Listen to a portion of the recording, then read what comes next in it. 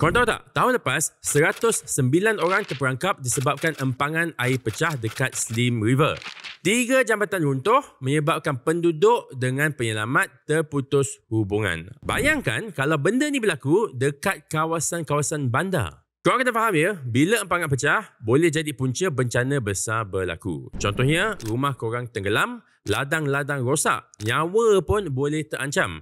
Benda-benda ni boleh berlaku sebab ada empangan kat luar sana yang tak dijaga dengan baik. Disebabkan risiko-risiko yang cakap tadi, I baca yang kerajaan mula ambil langkah inisiatif iaitu bermula dengan Jabatan Pengairan dan Saliran JPS yang memperkenalkan MyDams, iaitu Malaysian Dam Safety Management Guidelines ataupun Garis Panduan Pengurusan Keselamatan Empangan. Jadi JPS inilah yang akan lakukan panduan teknikal dan juga pemeriksaan berkala bagi memastikan empangan selamat dan risiko dikurangkan.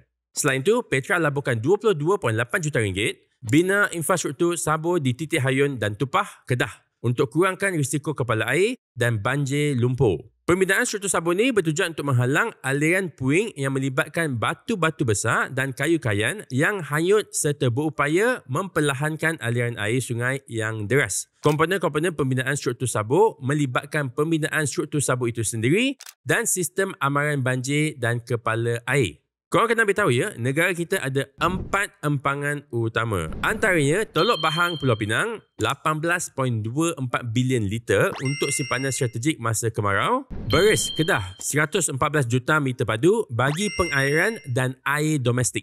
Klang Gates, Selangor, 25.1 juta liter sumber utama air minum Lembah Kelang. Dan Murum, Sarawak, 944 megawatt bagi tenaga hidro utama.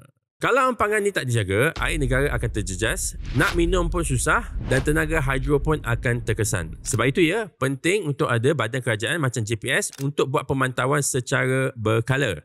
Lagi satu ya, Malaysia sekarang ni tengah kaji untuk buat tenaga solar di kawasan empangan, which is good lah. Hasilkan tenaga hijau sebab negara jiran yang lain pun, lagi-lagi Indonesia, dah start buat. Jadi ingat ya, empangan bukan sekadar simpan air, tapi untuk elak diri dari bencana besar berlaku dan in the future, empangan ni semua akan jadi sumber tenaga juga. Kalau korang rasa video ni bermanfaat, jangan lupa untuk share dan follow Financial Faiz.